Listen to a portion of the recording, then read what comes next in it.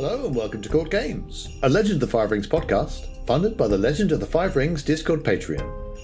This podcast will focus on the role-playing game stories and lore for Legend of the Five Rings. I'm Korva. I'm Kakita Kaori. And today we are going to talk about romance. Happy Valentine's Day, not anywhere near. Yes. Near Valentine's Happy Valentine's Day, absolutely nowhere. Unless you're listening to this in the future, in which case it might be on Valentine's Day, in which case... You're set. Yeah. Except it's tragic samurai romance or samurai romance in general, and therefore you might be, suffering a tragic end to your romance. But first, we do have a bit of news. There have been updates in the Legend of the Five Rings store. Just some new stuff for you to get.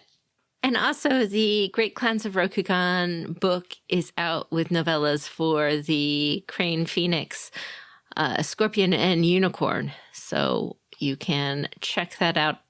If you do get that, you can see in the back that in this book, Great Clans of Rokugan 1, there is the Crane novella Snow and Ice by Katrina Ostrander. In the next book, which is Great Clans of Rokugan Volume 2, there is the Lion novella, and it is called Death Seeker, and it is by Robert Denton III. So you can check those out. All the other books, all the other stories in Great Clans of Rokugan 1 and 2 have already been issued as part of the clan novellas, in case you weren't aware. Yes.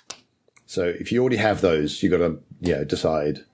And I have read the Crane novella part of it, and if you already have the other three novellas in Great Clans of Rokugan 1, I personally don't find the Crane novella worth picking up the volume to get a new one. But you are welcome to make your own judgments there. Yeah, everyone's mileage may well vary. Right. Anyway, on a different but related topic, we were going to talk about romances today. Yeah. L5R is a game where interpersonal relationships is a very important part of the game in the world. It's not just adventuring. It's dealing with your inner goals and turmoil and how that and desires and how that conflicts with duty, and how your clans relate to each other politically, personally, and how you relate to your clan and the enmities that can form between clans. All of this to say that a large part of our inner emotional lives, and therefore the inner lives of our characters that we end up playing around, tends to be related to our relationships with other people. And that brings up the topic of romance. It does. It's a very strong source of plots and stories around the world, and including samurai drama and samurai fiction. And it's also been a big part of certain Legend of the Five Rings stories as well. Absolutely. And the issue is, how do you include that in your game? How do you make it work well? How do you make romance a good story? And we're going to be looking at those aspects as we go through. So some of the plots that can be driven based on romances are, we have duels. Those are often traditionally inspired by, conflicts between rivals for a lover, or aspersions put on somebody because of a lover or because of a relationship. There are mechanics for those in the game system. There are mechanics in the game system for intrigues, which can be anything from persuading a person to like you to persuading their parents to allow you to marry them, or anything in between. It has a lot of social aspects and intrigues that basically, deepen this interpersonal relationship mechanic into full scenes or even full campaigns. There are also arranged marriages, which they can follow similar kind of plot lines in a way, because you can end up with someone trying to arrange a relationship between two people, possibly themselves and someone else if they're going for a particular match, or a matchmaker trying to get two people together, two families trying to arrange things between their children because they want to, ally their families, that sort of thing. That can also have many of the same intrigues going on, where you're trying to convince someone to go along with someone, or you're trying to convince someone not to do a thing, or you want to smooth out obstacles between, the people. And that can be disrupted by actual romance, though. Right. So arranged marriages end up often following similar lines in some ways to romance, but those things can be completely separate, but related. So causes some conflict there.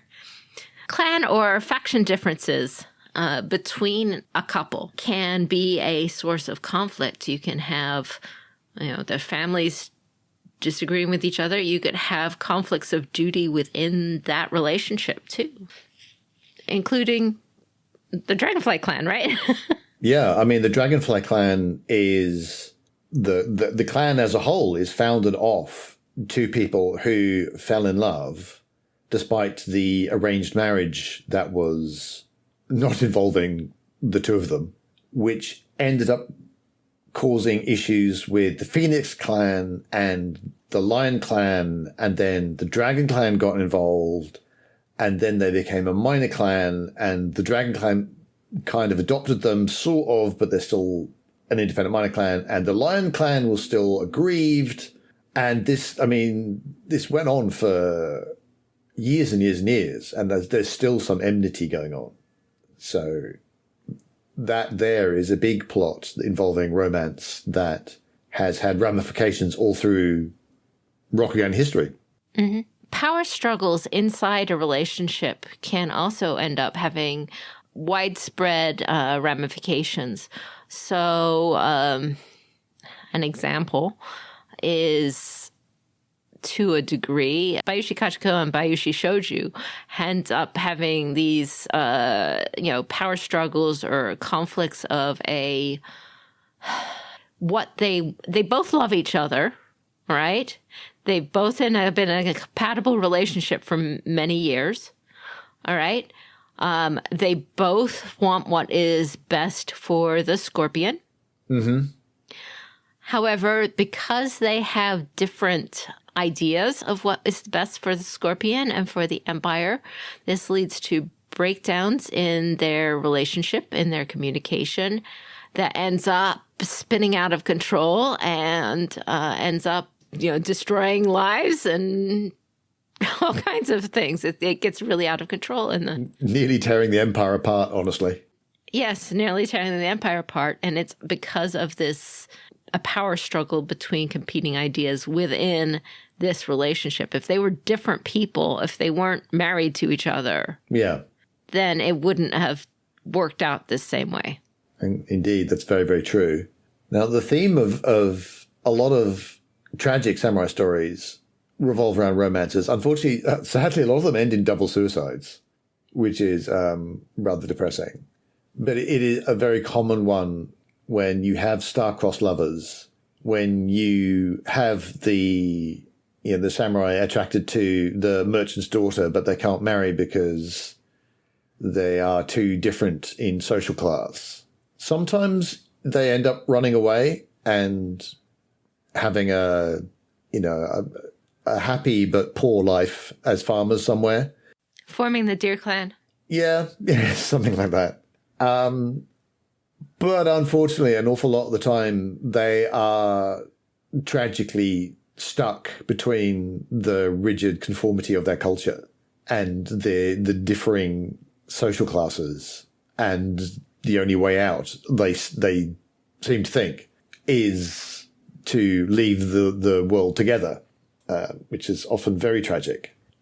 I've actually been reading a lot of Usagi Yojimbo stories, the story of the Rabbit Samurai by Stan Sakai. And they're really, really good. They're way better than someone is. If someone told you that there's, samurai stories starring a rabbit and everyone is cats and dogs and rhinoceroses and things. And they're well researched. They're really well researched, yeah. There's the kind of romantic tragedy here, although that's very common, is that Musashi Usagi, he's a wanderer because, he's a ronin, because he lost his lord at the battle of, not actually Sekigahara, it's called something different in his world. But he's a wanderer, and first off, he has the romance with his childhood sweetheart, but when he leaves for war and never returns to the village, she ends up marrying someone else. And that's a source of tragedy. And he does eventually go back, and he has to deal with those feelings of what could have been had he stayed. But she's now married. She's got a child. She has a life. She can't leave with him, despite what her feelings may have been in the past and what his feelings may have been in the past and what they are now. And so tragically, they have to part. And that's something that may come up if your characters are wanderers, that they find someone, but they can't stay and the other one has to. Similarly, there's a lady in the entourage of a particular lord in a particular province he keeps passing through. And because he's an adventurer, he keeps getting involved in adventures, so he keeps helping them. So he's held in quite high esteem. But she is one of the higher ranking retainers in this lord's retinue. She is herself a mighty warrior. And so there's a lot of respect, and you keep looking at it and think, will they, won't they, will they, won't they? But the fact of the matter is, he is always going to be wandering, and she has her duty. So that's another kind of samurai story that comes up a lot, where the wanderer, they leave. They can't stay because they wouldn't be happy if they stayed, and the other person wouldn't be happy if they left. And so it's tragic, but that romance is still an aspect. Right. So if you are going to do a romance in your game, there are some general rules you really need to follow. It can be a sensitive subject, and in any event, it should be handled with care. There are things that are even harder to handle than this, but this is, be intelligent about it.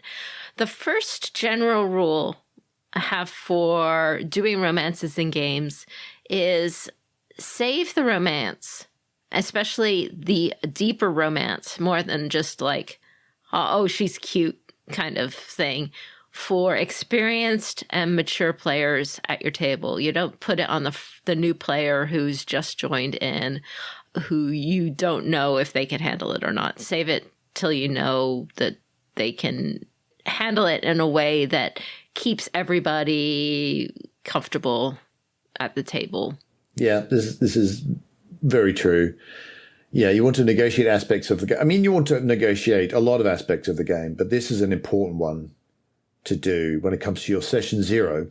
So you want to do things like define what people are comfortable with, what they're not comfortable with. What are the parameters? How far are things going to go?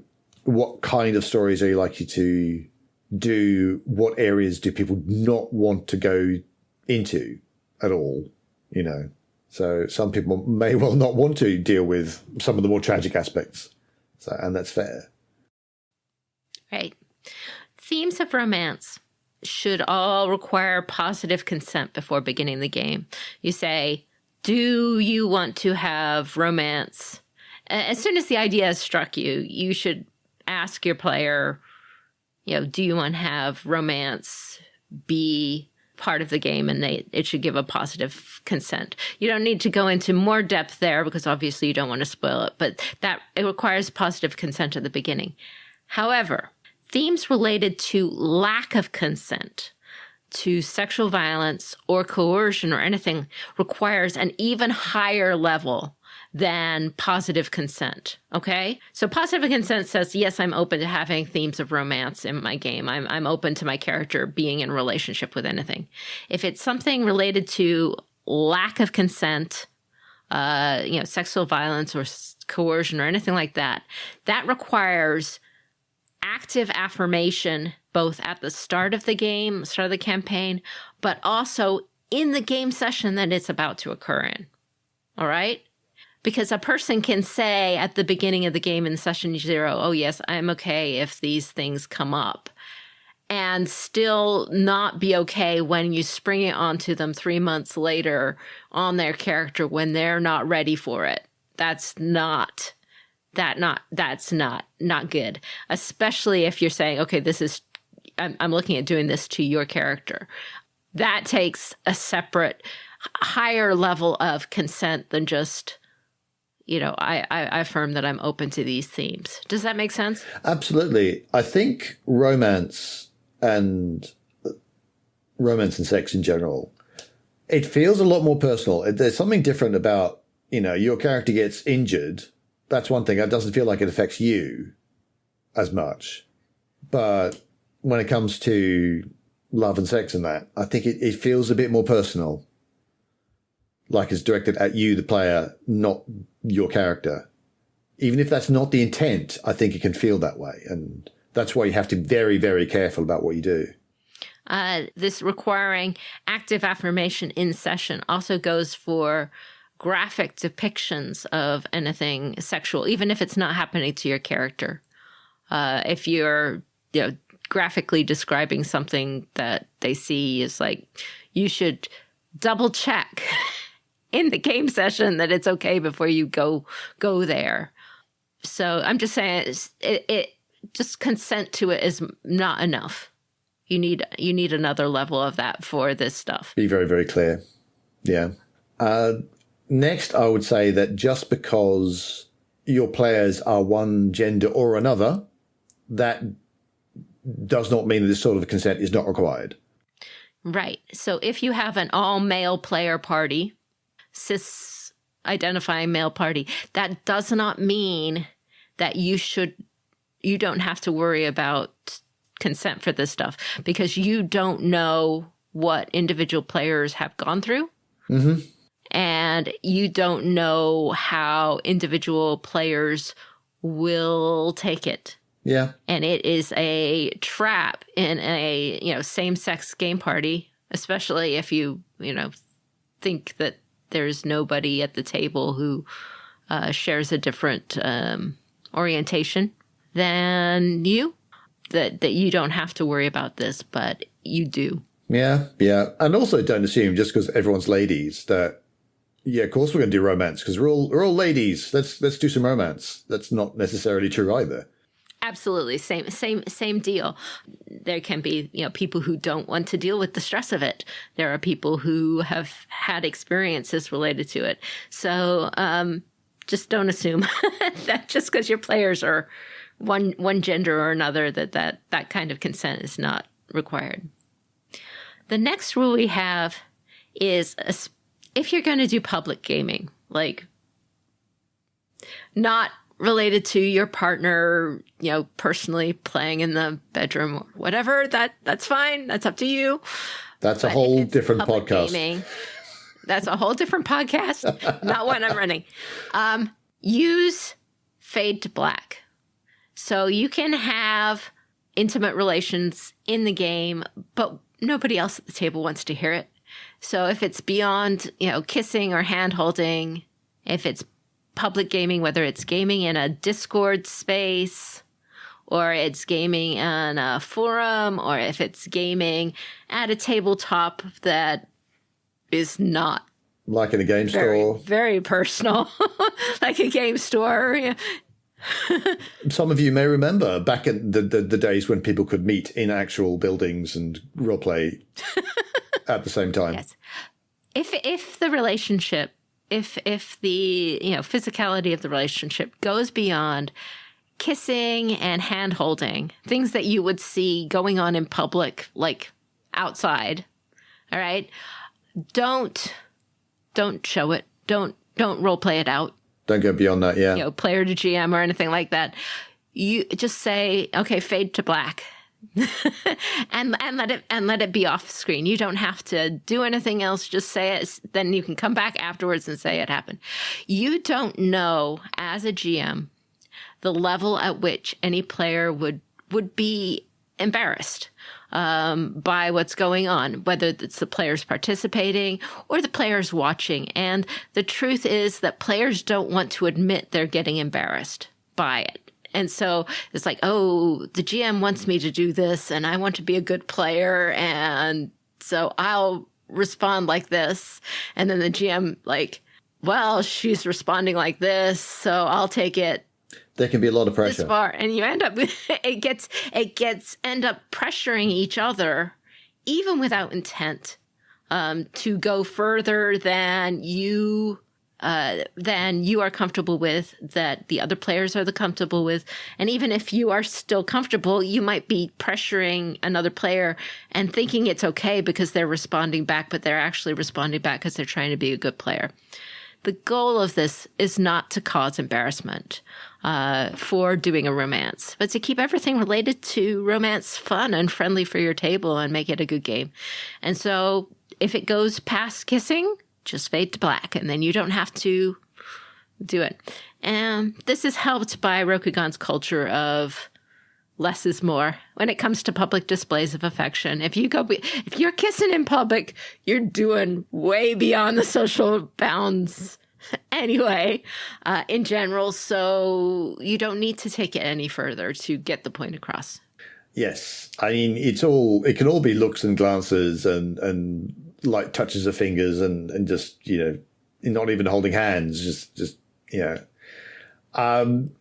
I find it is interesting. A lot of people seem to get very confused by, what do you mean everyone's not just hugging each other and in public? How would that even be?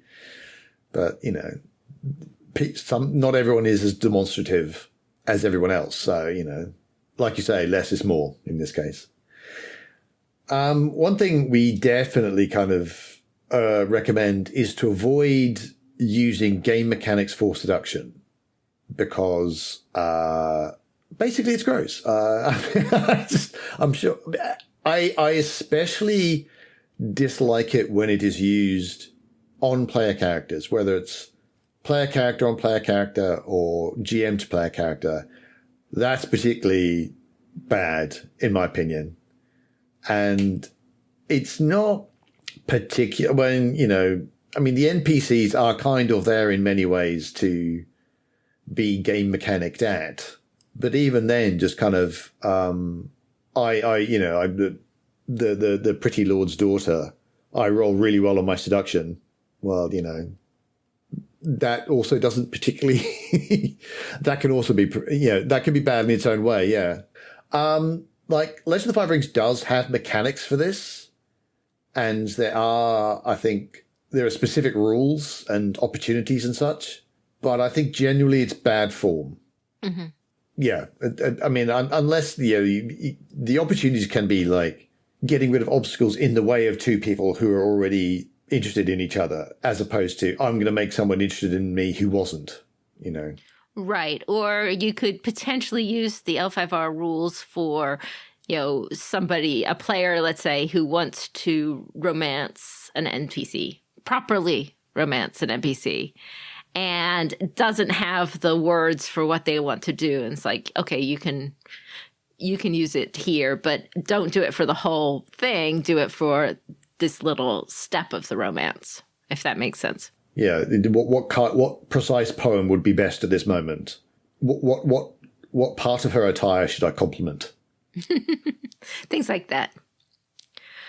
So when you are doing romances at the gaming table, there's a couple of different types of romance that could happen. The first kind of romance that could happen is where you have two PCs who want to be in a romance with each other. Okay? or, develop a romance with each other during the course of the game. This can be really distracting for your table and can be complicated for your other players and can get kind of off track or out of control if it's not used carefully. So it's okay to have. I recommend it not being the primary focus of a game, playing this out on screen, unless you do it in a very subtle way. Because it tends to consume table time from the rest of the players, does tend to stop the plot from advancing.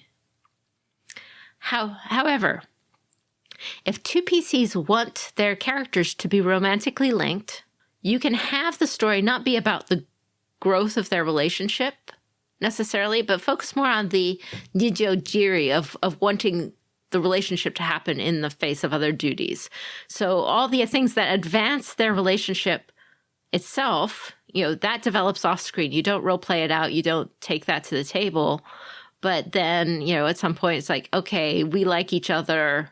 And then you kind of just like weave it in, or you put obstacles between them in the course of the relationship and focus more on the obstacles or your general plot and let that be background. Yeah. Right?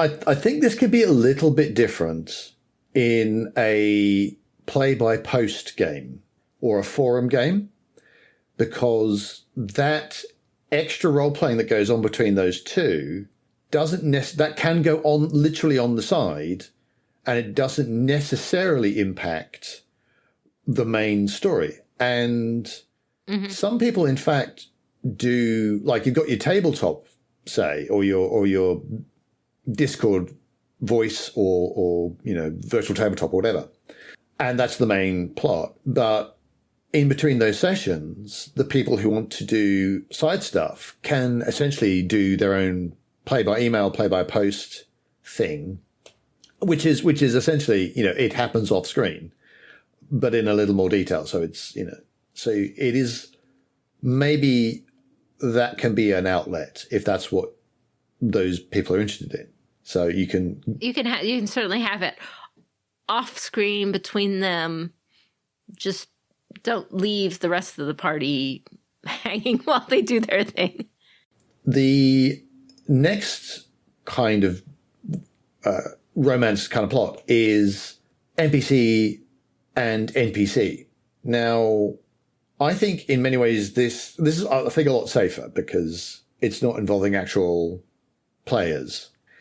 So, and also you're not going to want to play this out as much as you would if it involves player character. This is stuff that's generating plots for the characters to get involved with. So you would only show the stuff that is relevant to the player characters. Unless you're really into writing fan fiction, in which case, have at. On you go, yeah. One of the things is also that in Rokugan less is more. So you can have their romance develop through interpreting haiku, the language of flowers, the game of letters, and so on and so forth, those little signs. And you could also take into account that although Rokugan society is very rigid, it doesn't necessarily have to be so rigid that people aren't actually humans, Mm-hmm. Yeah. So this goes into what you were talking about earlier about public displays of affection, right? You could have some. Human beings are still human beings. That's it. Yeah. But the thing is, when you live in a subtle culture, those subtle things, everyone looks out for them. So they become in many ways as clear as, big demonstrations. So those little glances and so forth are actually very significant, certainly to the individuals. They may be being, discreet as far as everyone else is concerned. Maybe no one else catches them, but to them, those glances are super important. Mm-hmm. Yeah. So even the slightest touch between two people could be hugely significant. If if I'm leaning on a railing, here's a nice samurai thing. I'm leaning on a railing next to the person whom I'm attracted to, and I reach out my pinky finger and touch the edge of their hand. That is an incredibly intimate, sexy gesture for a society where touch is not very common. Does that make yeah. But but you also can't have this, I can never express feelings, anything like that. So for me, I kind of use the shorthand of thinking of this society as having a great sense of the consequences of embarrassment. Absolutely. So in our culture, maybe we don't care as much about being embarrassed, but we still feel embarrassed by doing, things that would be embarrassing to do in public. So I would not go up on stage and hug my spouse after he just gave a presentation to the board, no matter how proud I was of him, because that would embarrass him. That would embarrass me. That's not the right setting. That's not the right context for me to give him that display of affection. I could be very proud of him, and he would come out afterwards, and we'd meet outside the room, and when no one was looking, I'd give him a big old hug, because that would be an appropriate way to congratulate him. So hugs can happen in Rokugan too, but it would be under very, very hidden circumstances, because almost all circumstances that somebody would be living in would be in public. It would not be an appropriate situation to hug in. You as a person would not think of doing things that would embarrass people you cared about. You wouldn't want to embarrass your partner by hugging them in public. That would be like embarrassing to them and you. The final kind of relationship that we have a lot, and this is the most complicated one, but also the most common way it's done, and the one that people need to think about, I guess, is the relationship between an NPC and a PC. And this is often how long-term romances would be done within a RPG. In these kind of circumstances, in general, the player will tend to choose who they want to have the romance with. As a GM, you don't want to try too hard to force a romance. You just have an arrangement of people that they meet in their adventures and let the player pick up one organically if they see one that they think would be, work well for their character. As a player, too, if you can say, GM, could you please include some romanceable NPCs in your storyline? Yeah. But the choice is up to the player there. Yeah. Let the player choose the relevant dialogue options. Who are they going to romance this adventure? It can be very awkward for a GM to try to be an NPC, romancing a PC, especially if they are playing a member of the opposite sex, and romancing someone of the that opposite sex NPC is romancing someone of their shared sex. At least that's the ones that my GMs tend to get most awkward on. It is, yeah. I mean, that's going to be the common one. But obviously, any time when it's like, that's not the romance that I do, and it's not the gender I am, and oh my god, and then it's someone I wouldn't personally be in a romance with, and I'm having to do this acting towards them. And that can be on both sides. It can be really, really awkward. Yes. To solve that, you don't look at the player while you're role-playing that NPC. Look someplace else. Just like look at another player or something else. Don't look at it. The eye contact starts making that really uncomfortable. So that was a tip that I had read. You can also kind of take a step back in terms of, instead of literally role-playing it as in saying exactly what the character says, you can take a step back and start and narrate. The character will say this, the character will say that, and be a bit more general, so you're not as kind of in the moment. And I think, again, this is also for both the GM and the player.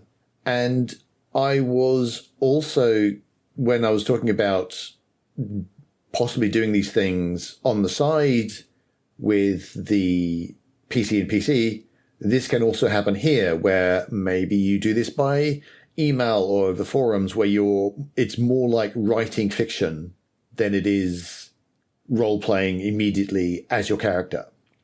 So there are ways of kind of de-escalating and making it less awkward in the moment, yeah. Yeah. Finally, if you're doing an NPC and PC romance, don't worry about being cliche. I mean, this is, it's very special. Speaking as a player who's done a variety of kinds of romance, it feels pretty special if the GM gives your character a good romance, and we'll talk about how to do a properly developed romance, even if it's cliche, So having that specialness, not happen because it's cliche and the GM wants to avoid cliche. Well, it kind of feels like a letdown. So let yourself be cliche unless you've done it 10 million times. Honestly, I think if you're a player who's done it 10 million times, then you've got a lucky GM, I guess. Or I have to say, I think that as just in general, not just in romance, I think you should be less worried about being cliche, because it's cliche when you watch two characters on a screen do it. It's not cliche when you are doing it. It does not feel cliched.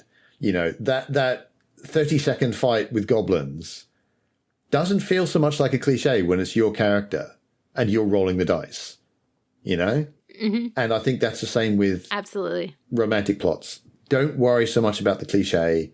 The particular individual, the particular characters, the particular situation, and the fact that it's, happening to, a particular person. I think that'll solve that problem. No problem. The cliche will not be a problem.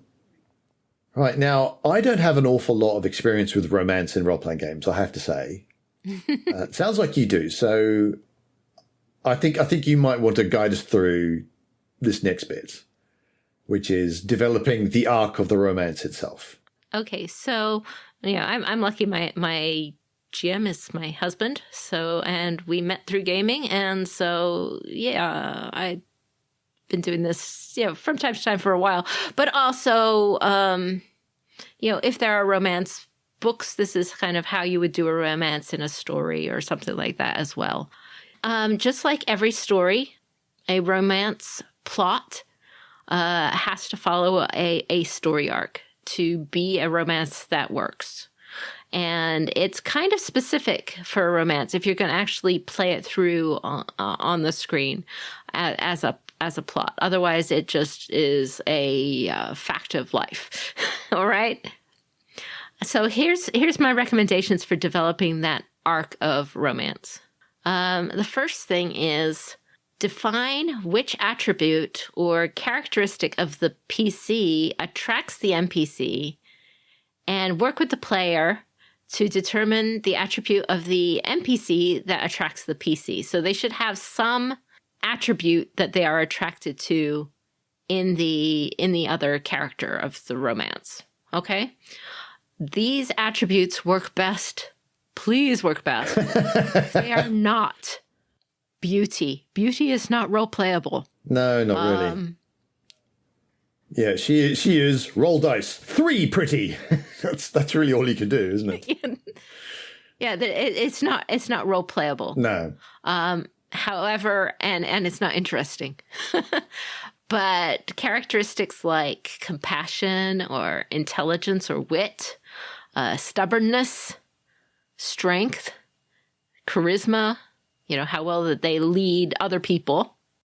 Yeah, in your samurai dramas, things like loyalty and duty as well can be exactly those characteristics as well, yeah. All right. So you have to pick one from each character that is the thing that attracts the other character to them, okay? Before you start out. That's kind of the thing. And then to initiate the romance, what you have to do is create 2 moments, okay? You have to have one for each member of the potential couple where they can exhibit that characteristic to its best fashion in front of the other person.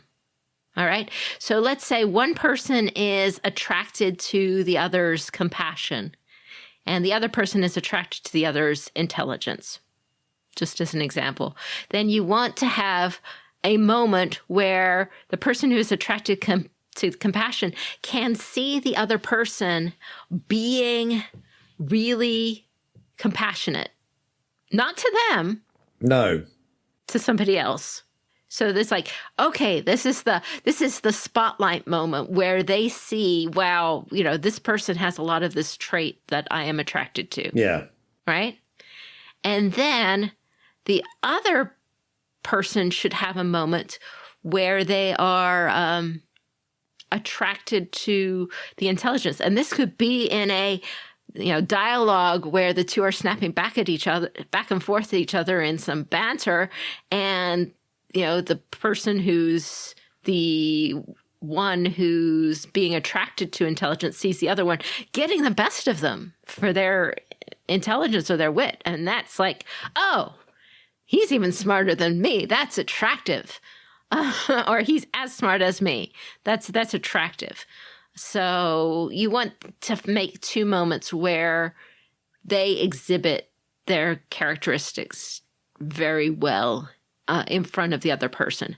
And that's kind of where the relationship begins, because now you've got these traits to latch onto that they see as attractive. And then you can have them starting to recognize, oh, there are other things that are attractive about them other than these traits. But you kind of want to, you can't make it too complicated in a role-playing game.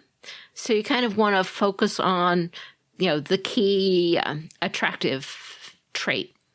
So that's the second step. All right? Mm-hmm. The third step that I have is to have one or two scenes, some number of scenes, where the two people in the relationship can express their admiration or their recognition of the admired characteristic. And therefore, from there, of the other person, This recognition, this moment of recognition, can happen even if the person being admired, the potential love interest or just starting out love interest, is in most attributes considered by the person admiring to be a complete failure or a loser, even well learned, the enemy. So an example is, if one person says to, let's say they admire a crane for this one attribute. It's a crab, and they admire a crane because they can beat down really well in battle, and they've not seen that before or expected it, and that's what they admire about them. So they might say, you might arrange a scene where they say, "You're a spoiled bratty crane, and I hate you, but I really liked how you swung that tetsubo." Is definitely the way to a crab's heart. Obviously, in this example, it might take a while to win a relationship. You're starting with the end points far apart, maybe. But that's still the romance. You're creating scenes where they can express, not that they love them yet, but that they recognize that characteristic that they admired in that other person. Okay? Yeah. I'm sure you can think of more, but that was a fun one. Yes. The next step to a romantic arc is to create a difficult obstacle that must be overcome for the romance to continue. All right? So this is, this doesn't mean you've thrown them to a difficult setting together. That could be happening all along. That could be happening during these scenes where you create these moments where they can admire each other. That's fine. But it's not a romantic arc unless you create an obstacle that must be overcome for the romance to continue.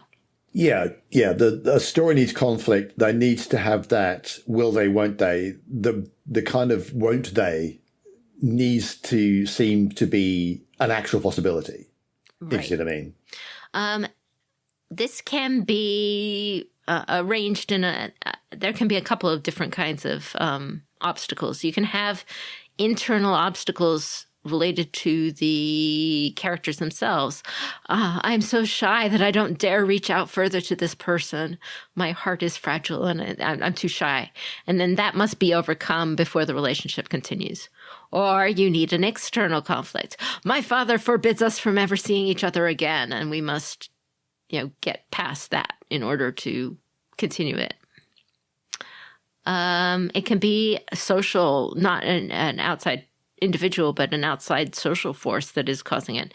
You are a samurai and I am a lowly geisha, and our love is never meant to be. And we would have to overcome that as the obstacle. And it can be physical difference. You've been assigned back to the Dragon Mountains, and I'm here, and we are separated by the entire length of Rokugan, and I will never be able to see you again there. So how is that going to be overcome? But it doesn't have to be the main plot of the overall game, but it has to be something that is a conflict that would end the romance that your players have to overcome. Or your NPC and the PC, or whoever's doing it, the people in the relationship have to overcome. And then, the fifth step is allow the player, the characters, to start to overcome the obstacle in different ways. Maybe they get more brave, or maybe they persuade their father, or maybe, someone decides they're going to throw social convention on. Whatever it is, they have to overcome it and know that they're overcoming it. Something has to happen to make it overcome and be expressed that it's overcome. So that's my stages for a romantic arc. Does that sound complete to you? Does that sound like a romance? Well, we seem to be missing an ending, it must be said. So fair enough. Yeah. So what kind of endings?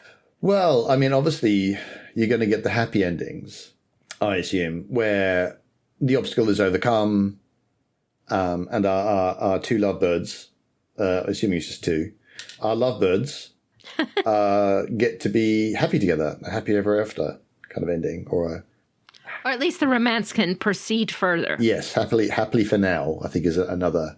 Yeah, happily for now is a much better way to put it. Yeah, because it doesn't mean that it's the end of the romance. An end to this arc of a romance doesn't mean it's the end of the romance or the end of playing it out. New challenges can arise. So you could have another obstacle to the romance of a different type, and then that overcomes that. Or it can mean that they stay in this romance, but the game then would turn focus on other things other than the romance. And now they are in a relationship is a given. It's a part of the game. Background thing for the game. Right.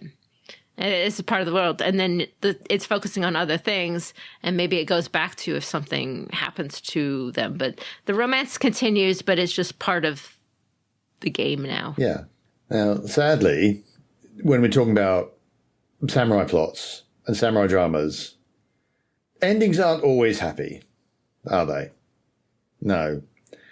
So it sounds like we can end up with, and we've been talking about tragic endings, which can be, this obstacle cannot be overcome. That can happen sometimes. I suspect that's not as satisfying, especially when it's involving player characters. But sometimes, even if the main obstacle is overcome, something else will come up. And this could also end the romance, even though that's not what the participants want. Although, like you say, with the happy ending, it's happily for now. This could be unhappily for now. This person is sent to the Dragon Mountains, but that doesn't mean they vanish from the campaign forever. This is something that could be picked up later, as if the PCs are moving around, or if the PCs are the ones sent to the Dragon Mountains, maybe the love interest also finds a way to get there, or their own path leads them that way unexpectedly. So it could be tragic for now, just as you can have happily for now. So the thing with the tragic ending is you don't want the initial obstacle, the main difficult obstacle we talked about in the arc of the romance, generally to be your tragic ending obstacle, because you kind of almost have to have that overcome something to start the romance in the first place. Does that make sense? To get to romance as opposed to flirtation. Yeah. It's not really a romance until they've overcome something to get there. That's why it could be small or big. So it almost like you've gone over a small hill, now you're in romance territory. But when it gets that tragic ending, now you've got this insurmountable hill. This, something has severed it that makes it tragic.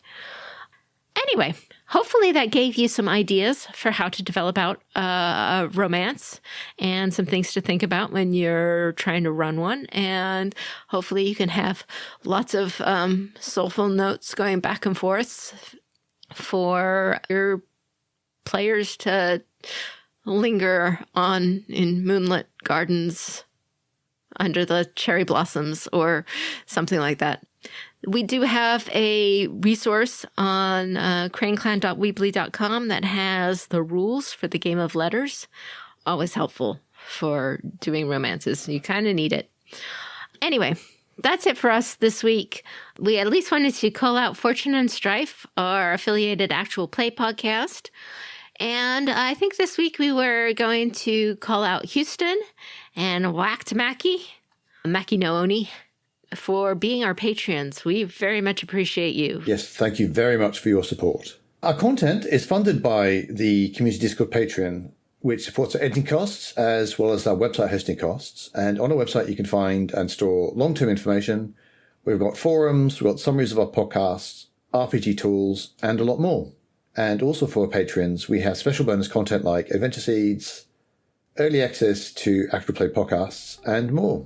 Online, you can find us at our website, CourtGamesPod.com. On Twitter, we are CourtGamesPod. And you can find us on Patreon at patreon.com/CourtGames. But that's it for us this week. May the fortunes favor you. And I have been Corva, and until we meet again, keep your jade handy.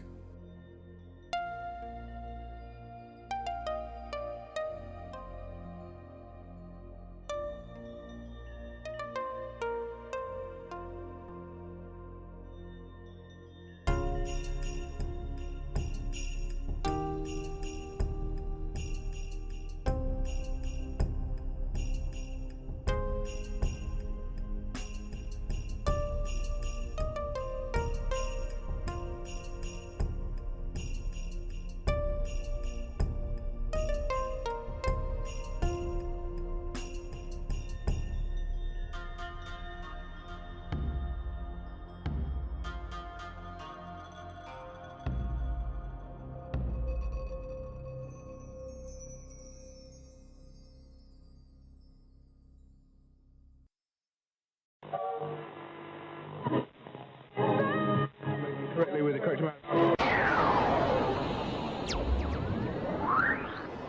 D20 Radio, where gamers roll. www.d20radio.com